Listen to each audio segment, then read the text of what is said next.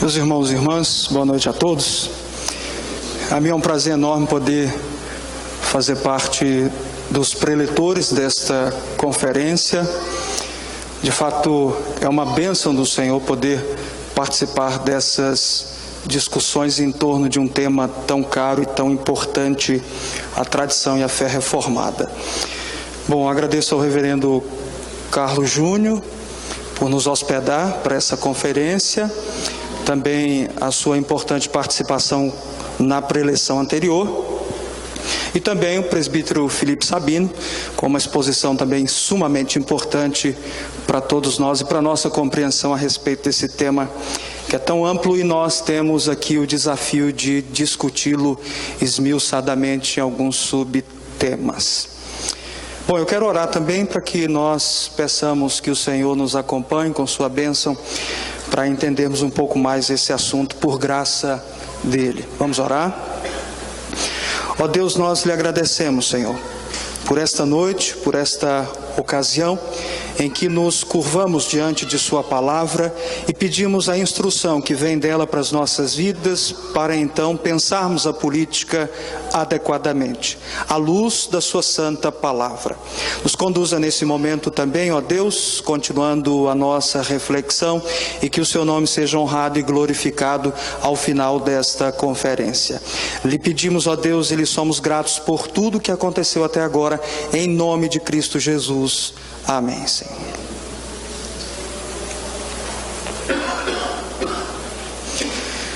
Bom, eu quero dizer, em primeiro lugar, que o tema dessa palestra é um tema autoexplicativo.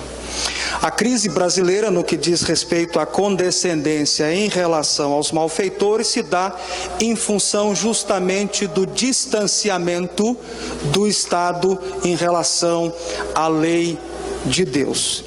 E o que nós vamos discutir especificamente nessa ocasião, a partir desse tema extremamente importante, é como o Estado pode se aproximar da aplicação da lei de Deus. E eu quero fazer isso discutindo a necessidade da aplicação da severidade racional aliada à clemência, a partir do pensamento de João Calvino. Vou me valer aqui também do texto ao qual o reverendo Carlos fez referência, a obra talvez mais conhecida de João Calvino, As Institutas da Religião Cristã, e também tratando do último capítulo do último livro da Administração Política. Eu vou transitar entre a versão que nós temos em língua portuguesa, traduzida pelo reverendo Valdir Carvalho Luz, e também de uma versão de 1911, que é uma edição da versão francesa de 1541. Mas eu quero começar fazendo uma citação de um trecho da apresentação, a primeira edição brasileira do Manifesto Cristão do Francis Schaeffer. Essa apresentação, ela foi escrita pelo reverendo Vadislau Martins Gomes, em ocasião dessa edição de 1985. E eu cito: deixamos clara nossa discordância com todo e qualquer modelo que não esteja comprometido e não seja originário da Bíblia, a revelação proposicional de Deus aos homens. E não nos aliamos com as forças estranhas à verdadeira interpretação dessas mesmas escrituras, que intentam impor alvos e estratégias repletas de opções iradas, que não podem jamais reproduzir a justiça de Deus. Nosso grito será sempre o do Evangelho da salvação pela graça, mediante a fé, através do sacrifício redentor de Jesus Cristo, que pelo Espírito nos confere o novo nascimento para a realidade eterna. Só um grito como esse estará presente em todos os lugares e situações onde estejam as necessidades dos homens. Fim de citação. Nós vamos então aqui discutir, esse é o propósito desde o início, de nós pensarmos toda essa realidade no que diz respeito à política a partir das Sagradas Escrituras, da revelação proposicional de Deus dada aos homens. Eu quero falar um pouquinho sobre a vida e a obra de João Calvino. O reverendo Carlos Júnior falou brilhantemente a respeito do texto ao qual eu vou me referir aqui também e no qual eu vou me basear, mas eu quero apenas trazer algumas outras informações que têm a ver com aquilo que nós vamos dar sequência na nossa discussão. Eu não vou falar aqui sobre a biografia de João Calvino, mas eu quero tratar de alguns aspectos da vida dele, ou melhor, de um aspecto da vida dele, que foi mencionado pelo Abel Lefranc, que foi o responsável pela edição de 1911. Bom, essa edição de 1911, da edição de 1541, ela foi proporcionada pela Biblioteca da Escola de Altos Estudos, sob os auspícios do Ministério de Instrução Pública, Ciências Históricas e Filológicas de Paris. E é muito interessante, em razão do quarto centenário de publicação do trabalho, especificamente 370 anos na ocasião, e o Lefranc, ele apresenta uma introdução de quase 60 páginas. E eu quero destacar especialmente uma parte em que ele fala sobre a formação literária de Calvino. Segundo Lefranc, a formação literária de Calvino, que o faz como um dos grandes nomes da língua francesa, vejam, Lefranc é um pensador, um estudioso da filologia, e ele então comenta a importância de Calvino em termos de contribuição para a própria língua francesa.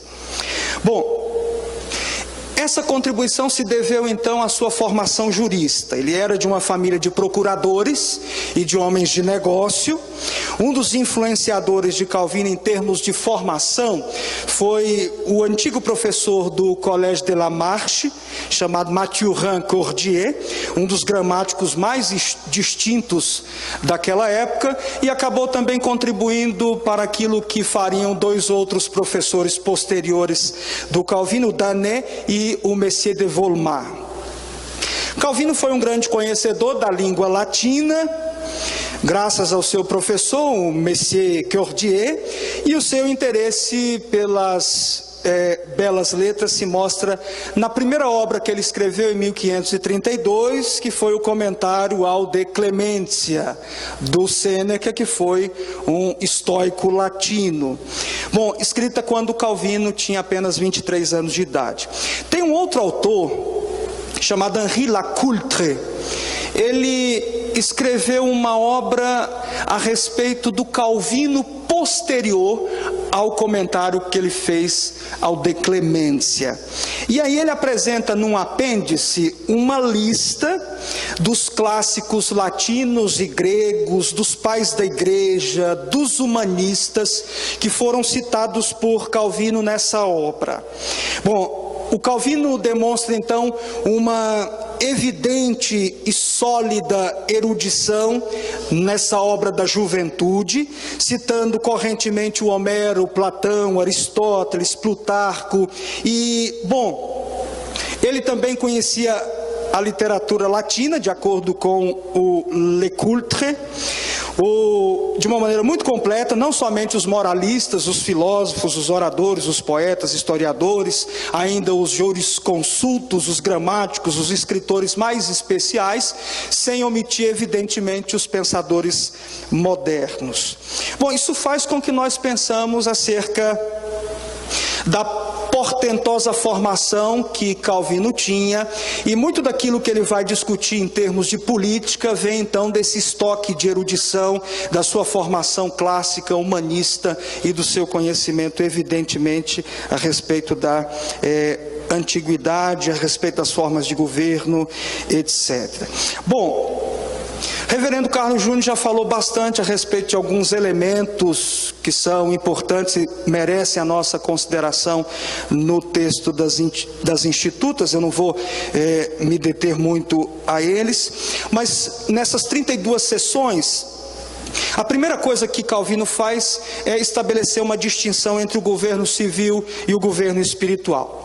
São distintos, mas não são excludentes. E por que esses governos não são excludentes? Cito Calvino: é manter e conservar o culto divino externo, o objetivo do governo temporal, a doutrina e religião em sua pureza, o estado da igreja em sua integridade, levar-nos a viver com toda justiça, segundo exige a convivência dos homens durante todo o tempo que vivemos entre eles, instruir-nos numa justiça social, fomentar a harmonia mútua, manter e conservar a paz e tranquilidade comuns, coisas essas que reconheço serem supérfluas se o reino de Deus, como ora se acha entre nós, extingue a presente vida. Fim de citação. Bom, uma coisa importante para Calvino é que considerar que as leis humanas, temporais, possam ser perfeitas em alguma medida é grande absurdidade. De maneira nenhuma nós podemos considerar isso. Já foi dito aqui também que o magistrado civil, ele foi incumbido de governar o povo debaixo da ordenança divina. Sendo assim, o governo civil vigora tanto para cristãos como para não cristãos. Uma coisa fundamental para nós é admitirmos que, uma vez que essa autoridade é uma autoridade delegada, Calvino então se coloca distante de uma posição que confere soberania ao Estado, da mesma forma que ele se distancia daquela posição que confere soberania ao povo. Nem soberania do Estado, nem soberania popular. Qual seria a forma mais adequada de governo? Também já foi mencionado. Calvino diz que não é tão simples assim nós determinarmos, porque cada uma dessas formas de governo pode tender à degeneração. Mas, evidentemente, a que seria mais próxima seria então a aristocracia, porque é o governo dos melhores. E ele até encontra uma espécie de expressão dessa forma de governo lá em Êxodo, capítulo 18, do verso 13 ao 26, bem como em Deuteronômio, capítulo 1, do verso 9 até o verso número 17, mas é evidente que nem todo Estado vai então admitir essa forma de governo. Bom, mas vamos ao ponto principal, o ponto mais alto da nossa conversa, que tem a ver com a imposição do temor aos malfeitores por intermédio do Estado. Calvino vai tratar dessa matéria, desse ponto específico, quando ele menciona os deveres dos magistrados dignos de seu ofício. Os magistrados dignos do seu ofício são aqueles cujo ofício se conforma às duas tábuas da lei. A primeira tábua, aí nós temos uma polarização. De acordo com a primeira tábua da lei de Deus, o magistrado deve acatar a verdadeira religião. De acordo com a segunda tábua, o magistrado, o governante, o Estado precisa então promover o bem geral. Eu não vou focar aqui o aspecto da primeira tábua, porque se nós pensarmos, ainda que o governante não seja pio, no mínimo o que ele deve fazer é promover o cuidado da religião, que é o que felizmente, pela graça de Deus, nós usufruímos. Nós ainda podemos pública e abertamente cultuar o nosso Deus e servi-lo e organizarmos um evento como nós estamos fazendo aqui nessa ocasião. Mas com relação à segunda tábua, no que tange à promoção do bem comum, o Estado deve procurar a segurança e a paz de todos e coibir os abusos e as violações do direito. De acordo com Jeremias capítulo 22, versículo 3, o rei ele deve fazer juízo e justiça. E essas noções são muito caras ao pensamento de Calvino. Ele as vai definir. Ele diz o seguinte: justiça é, na verdade, assegurar proteção, abraçar, defender, vindicar, livrar aos inocentes. Juízo, porém, significa resistir à audácia dos ímpios, reprimir-lhes a violência, punir-lhes os delitos. Então essas duas posturas são muito importantes para as concepções políticas de Calvino, porque são justamente essas duas posturas que dimanam dessas duas noções apresentadas pelo teólogo francês, que vão assegurar com que haja disciplina nas comunidades. Porque as comunidades, elas vão se reger por intermédio da recompensa e da punição. Para Calvino, se não houver justiça e se não houver juízo, a disciplina das comunidades entra em colapso. Então, por isso é fundamental que o Estado, que o magistrado, o rei, príncipe ou os juízes ou os governantes, de um modo geral, eles estejam empenhados em promover tanto a justiça como também o juízo. Calvino afirma que apresenta uma defesa de que o Estado não está manietado, ele não tem as suas mãos atadas no que diz respeito ao uso da espada na punição dos ímpios e desregrados. Tem um outro trecho das Institutas que nele Calvino diz assim: a lei do Senhor proíbe matar, mas para que os homicídios não sejam impunes, o próprio legislador, com L maiúsculo, entrega o gládio à mão de seus ministros para que o estendam contra todos os homicidas. Fim de citação. O que as autoridades precisam fazer, de acordo com a perspectiva de Calvino? Elas devem vingar as aflições dos piedosos. E devem fazer isso por mandado do Senhor. E esse tipo de postura, esse tipo de ação por parte do governante, não é uma ação baseada na temeridade dos homens, de jeito nenhum. Esse tipo de ação é o resultado da obediência à lei que o Senhor determinou. Calvino diz que quando o Estado ele pratica isso, ele então tem Deus caminhando adiante e o Estado vai atrás. Dessa forma não tem como errar o caminho. Não é uma proposta humana, é o próprio Deus quem estabelece essa verdade.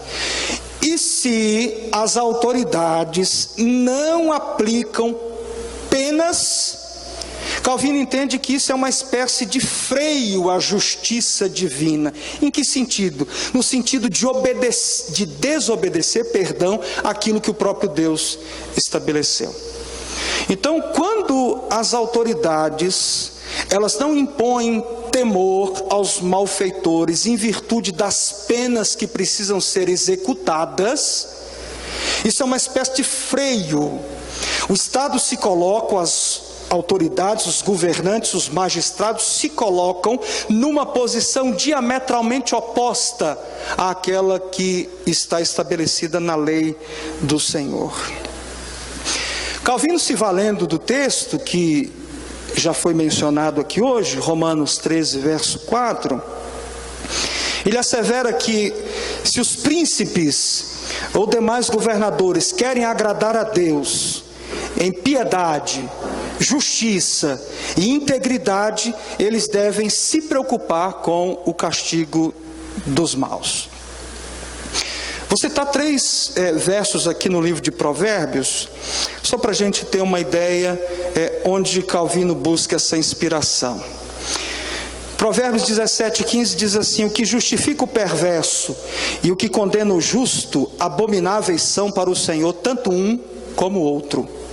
Provérbios 20, verso 26, o rei sábio joeira os perversos e faz passar sobre eles a roda. Provérbios 24, 24, o que disser ao perverso, tu és justo, pelo povo será maldito e detestado pelas nações. Então, nesse diapasão, Calvino diz algo muito contundente sobre a postura dos governantes em relação à punição que deve ser empregada aos malfeitores. Preste atenção, olha só o que Calvino diz: de modo que se sua verdadeira justiça é perseguir os ímpios com a espada desembainhada, querer abster-se de toda severidade e conservar as mãos limpas de sangue enquanto os ímpios se entregam a matar e a exercer violência, é fazer-se culpáveis de grave injustiça. Tão longe estão ao agir assim de merecer o louvor de justiceiros e defensores do direito. Então Calvino aqui se expressa como aquele que é a favor da severidade racional. E essa severidade racional, ela está entre, quem leu o resumo da palestra observou, entre o laxismo e o rigorismo. Por isso que Calvino apresenta como uma severidade que é racional. Na edição de 1541, Calvino diz que a postura do governante deve levar em conta 2 extremos ao agir. De um lado, Calvino diz que o governante precisa levar em conta a sévérité désordonnée, uma severidade excessiva, desordenada. Do outro lado, o governante precisa também levar em consideração o que ele chama de folle et superstitieuse affection de la clémence, a loucura e a superstição de uma afetação da clemência. Então, nem severidade desordenada, irracional, mas também não uma clemência supersticiosa e louca que se distancia completamente dos preceitos do Senhor. Por quê? Porque, de um lado, o rigorismo, essa severidade desordenada, ela pode trazer mais dano do que proveito. Do outro lado, essa loucura e supersticiosa afetação da clemência pode deixar os homens livres e dessa forma promover a ruína de muitos. Mas o que faz dessa severidade uma severidade racional? Calvino afirma que qualquer tribunal, para que seja justo, ele precisa ser presidido pela misericórdia. E ele se reporta a Provérbios 20, 28, quando a Escritura Sagrada diz assim: amor e fidelidade preservam o rei, e com benignidade sustém ele o seu trono. E é claro, aqui ele vai buscar fundamentação lá nos clássicos. Por isso que eu fiz aquela menção do texto do Abel Lefranc. Porque ele vai retomar um texto que ele conhecia muito bem, que é o De Clemência. E aí, quando ele retoma esse texto do Sêneca, ele vai fazer uma afirmação de que a clemência é a principal virtude dos príncipes. Ele faz uma citação bem ligeira, mas o próprio Sêneca, numa citação mais ampla, ele afirma o seguinte: contudo, entre todos os homens, a clemência não convém a ninguém mais do que ao rei e ao príncipe. Isso é muito interessante, porque Sêneca é um estoico, e como um estoico, ele é um filósofo, um pensador que tem como objetivo de vida alcançar a apatheia, a apatia. O estoico, ele não pode então ser conduzido pelas emoções, pelas paixões, pelos sentimentos, porque para o estoicismo as paixões são juízos falsos.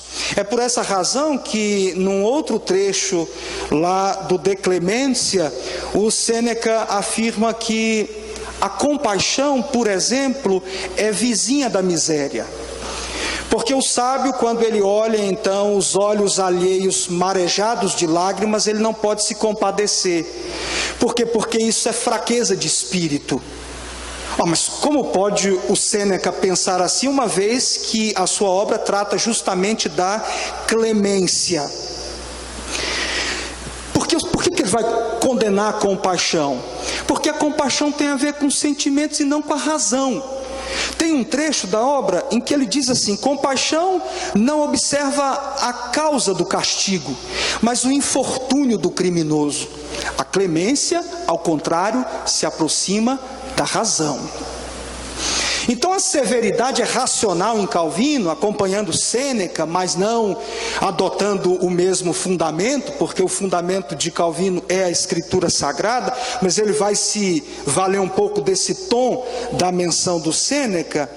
Bom, é que ela não pode ser estabelecida excessivamente, em função da misericórdia que precisa também orientar a ação do governante.